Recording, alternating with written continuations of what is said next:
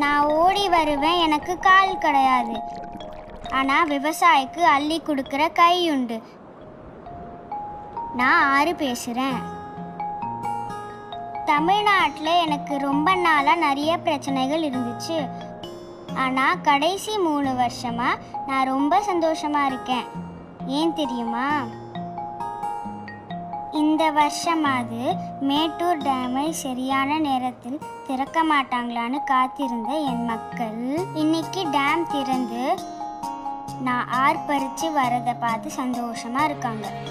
கேரளா கர்நாடகா கிட்ட இருந்து என்னை கூட்டிட்டு வர்றது போராட்டமாக இருந்த காலம் மலையேறி போச்சு.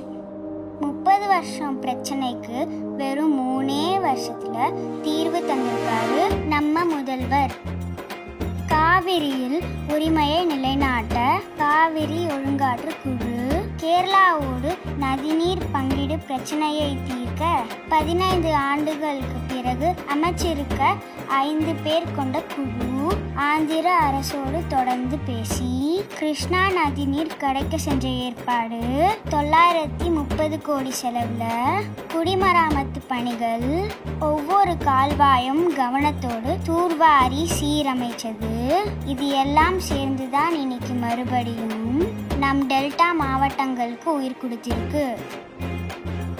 இன்னைக்கு 20 வருஷத்துல இதுவரை இல்லாத அளவுக்கு அதிகமான தானியம் உற்பத்தி நடந்திருக்குன்னா அதுக்கு நம்ம முதல்வரோட ராசி ஒரு காரணமா இருக்குமோ?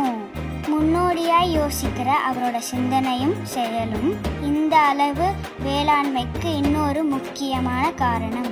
எனக்கு அவரை ரொம்ப பிடிச்சிருக்கு.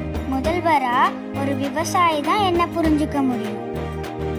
நம்மில் ஒருவர் நமக்கான தலைவர்.